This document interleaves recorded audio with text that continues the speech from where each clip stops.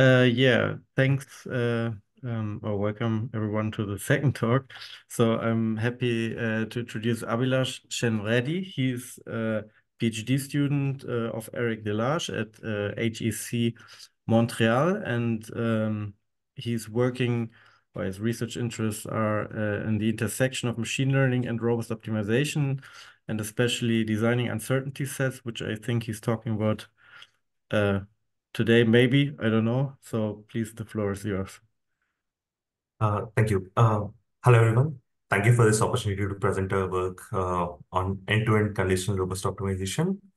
This is a joint work with my advisor, Professor Eric Delage at HSC Montreal. Before we go further, let me start with a simple motivating example.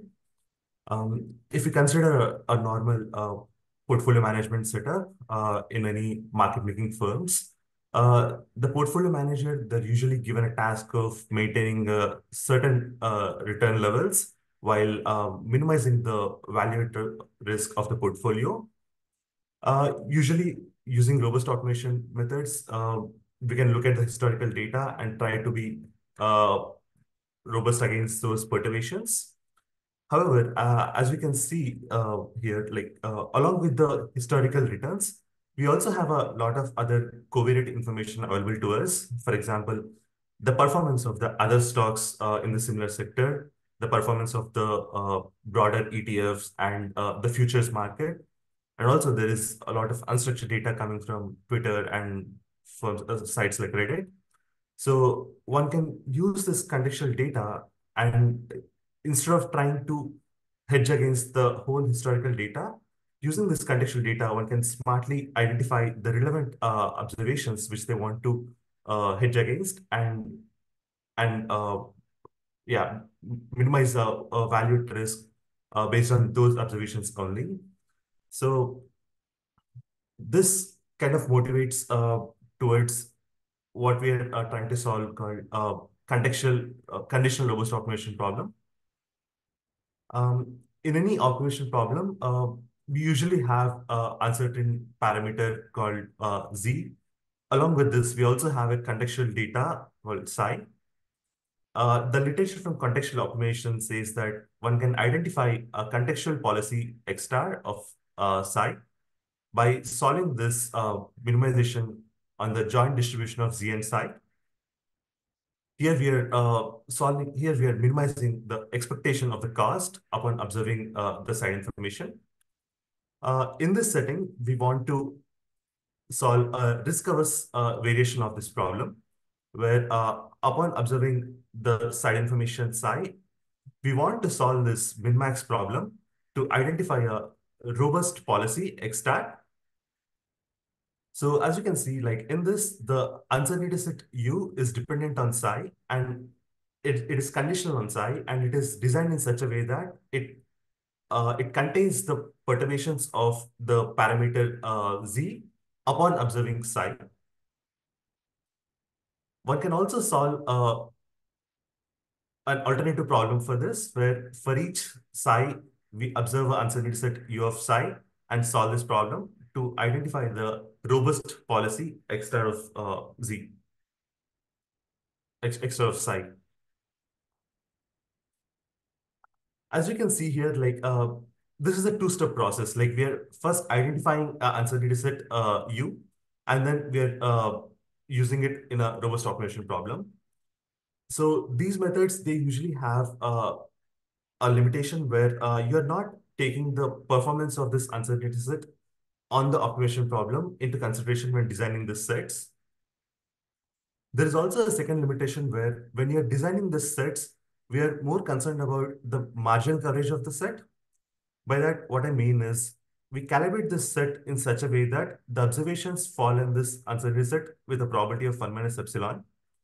However, we believe that there is a even more important variation of this coverage, which is important from the deployment of the model in the real world point of view. We think we should look at conditional coverage of this uncertainty sets. What do I mean by this? Upon observing the side information psi, the coverage of the uncertainty set is 1 minus epsilon, is at least 1 minus epsilon. So the field of conformal prediction, um, they're trying to identify ways to improve this conditional coverage of the uncertainty sets.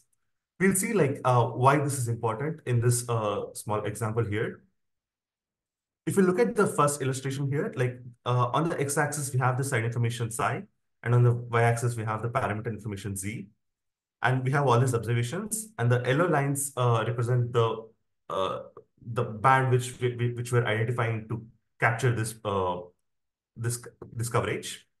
In the first case, if we look at it, we don't have the 90% overall coverage. We also don't have the 90% conditional coverage. How do we look at conditional coverage here? Like for each psi, uh, within this band, if you look at the coverage, we want it to be 90%, which is clearly not there in this case. In the second case, as we can see, if you look at the overall data, we have an overall 90% marginal coverage. However, if you look at each individual psi, we see that in some cases there is over coverage and in some cases there is under coverage. However, what we believe is more important or more critical for this uncertainty set is to have the coverage as seen in this third illustration. So we want to have an overall coverage of 90% in this case. And also for each observation, we would like to say confidently that we have a 90% coverage. So in this work, we propose the task-based conditional robust automation mechanism to address these two shortcomings. Specifically, we want to learn uncertainty sets which take the out-of-sample performance into consideration. Along with that, we also want to learn the sets uh, we also want to learn the uncertainty set that has better conditional coverage. When we broadly bucket the existing data-driven robust automation works into two frameworks, we identify these two setups. One where we are estimating the uncertainty set and then using it in the robust automation process. And the second set where we're trying to learn the set directly based on the final task. Um, a lot of these works in the estimate then robust automation recently, like there are multiple ways to do it. Uh, for example, in some works, they identify they cluster the data based on the site information and they identify the sets for each of these clusters. Um, in works like Omari, instead of identifying clusters, you look at the k-nearest neighbors and find the set for those corresponding observations. There are also works which are trying to identify the continuously adopted ellipsoidal cells, where for each side information, you identify the set. In the end-to-end works, in the recent end-to-end works, what you've seen is Wang et al. They try to learn these sets uh, in an end-to-end way, but they do it for the non-contextual setting. Other work by Costa and Anger, they solve the robust automation problem, but in a distribution robust setup. So in the further slides, we'll begin by looking at the estimate then robust automation framework, and then we'll see like how we can adopt this to learn using task-based mechanisms. In a simple estimate then automation mechanism, we first we consider in this work, like we considered continuously adapted uncertainty sets. So for each psi, we identify these components mu and sigma, which will help us in constructing this conditional ellipsoidal sets. This can be done by solving by minimizing the negative log likelihood loss for the conditional Gaussian density estimators. So in this framework, one usually have access to this data D. We solve this estimation loss and identify these uncertainty sets. These are further used in the robust automation problem to find the robust policies. As we can see, like there are two steps in this framework. We'll now see like how we want to adopt this to the task-based setting. Um, as we have seen earlier, like, so we even in this case, like we have access to the data D, and we want to minimize the decision loss. In this case, the value at risk loss for this cost C for a optimal policy extract. The basic framework of task-based learning has two steps, where in the forward step, you try to identify this optimal policy. And in the backward step, we use this loss to learn the parameters theta. However, the first hurdle we have here is that the var loss we consider here, it suffers from local optima, and it is not possible to get a different the gradient for this loss. So we consider a upper bound CVAR loss instead, for which we'll be able to get the gradient to learn the theta. So we replace the original problem by solving this relaxed decision loss. Uh, so given data D and optimal and a policy extract, we I, we we have this decision loss using the CVAR metric, and we want to backpropagate this loss to learn theta. So we begin with assuming a model which has theta as the parameters, and that model gives the uncertainty set u as the output. We initialize with some theta naught and get initial uncertainty set, and we get the corresponding robust policy. We use it in the decision loss, and we backpropagate that loss to learn the theta. And over time, upon sufficient training, we'll be able to learn the theta star, the optimal parameters to identify the optimal uncertainty set based on this decision loss.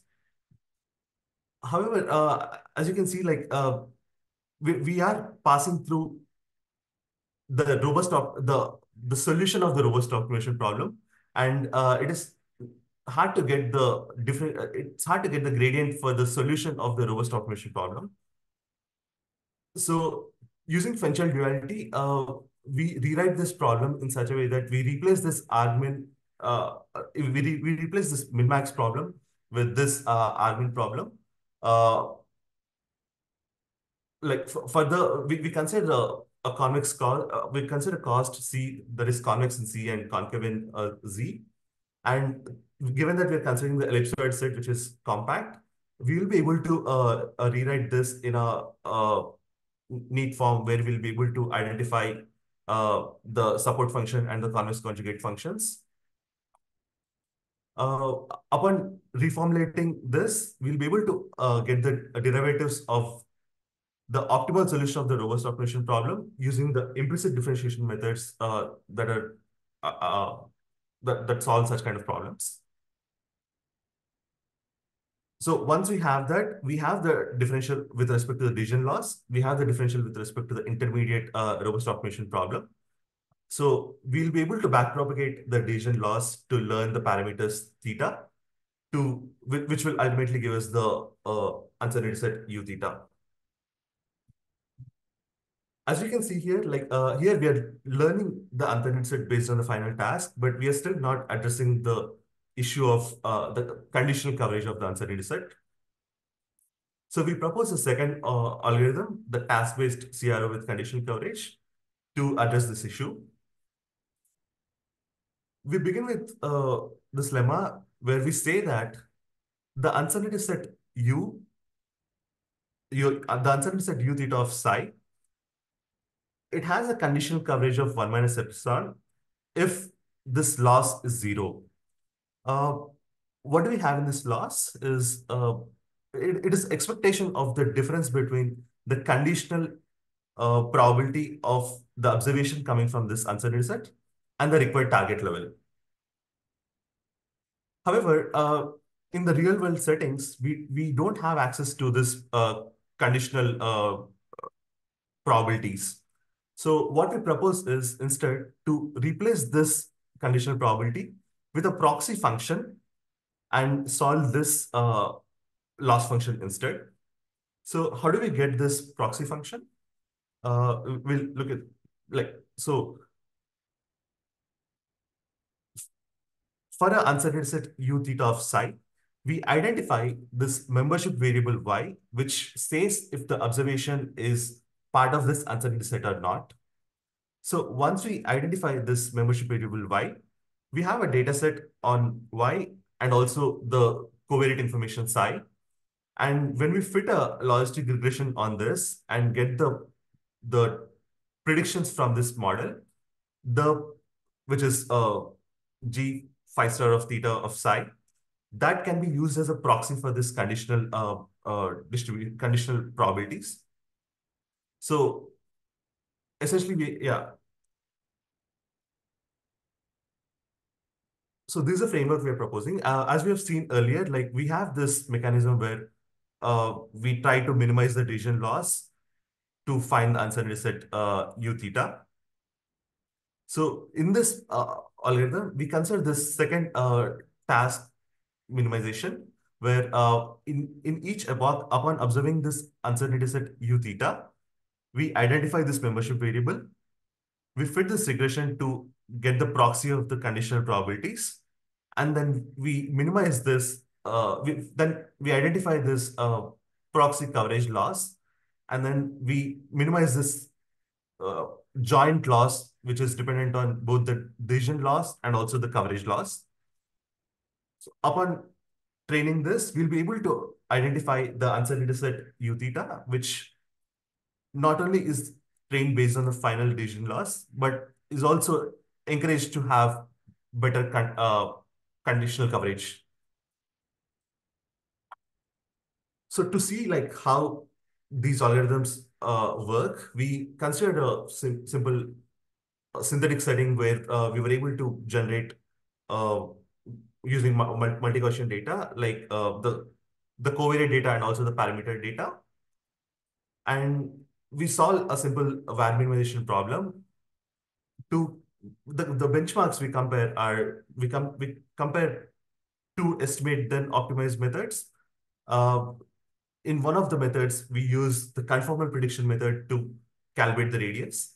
In the second method, we make the distribution assumption and we estimate the uncertainty set, assuming that the data is coming from a normal distribution. We compare these two with the two task-based methods, which we have seen.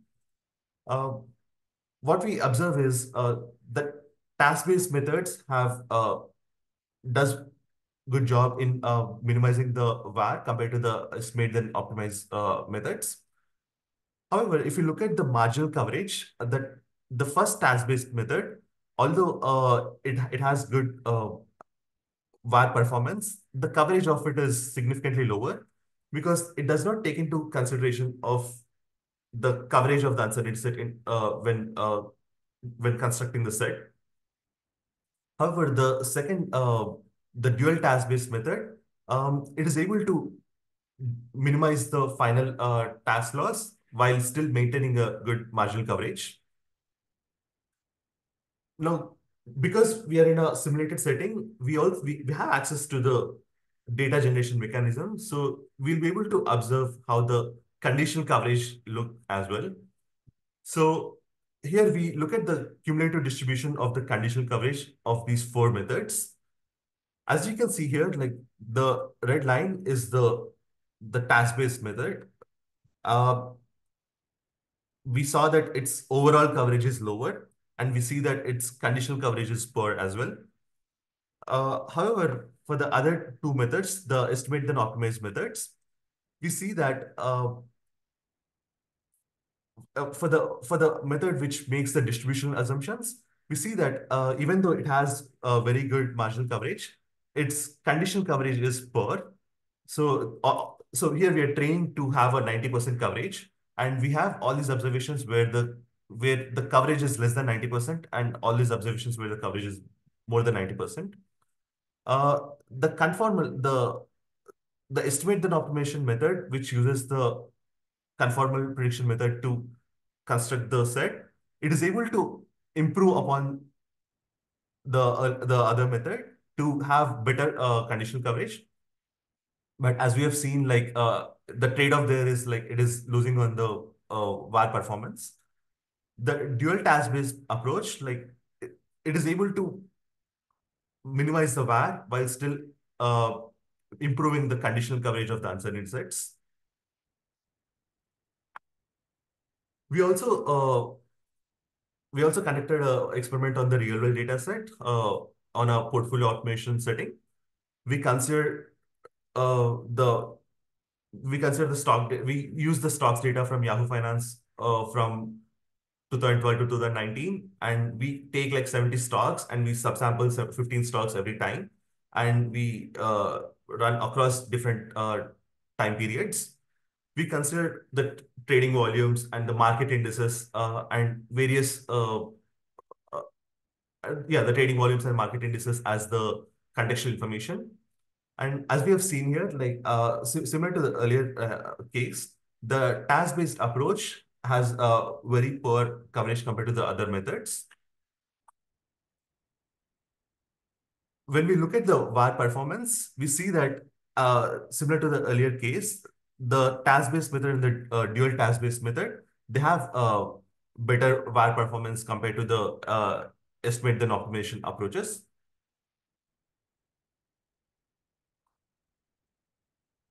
So with this, I conclude the talk. The key takeaways from this talk is that we were able to propose a mechanism where we can learn the uncertainty set based on the final task instead of the two-step approach. We also identify that the conditional coverage is a preferred uh, coverage metric from statistical performance point of view.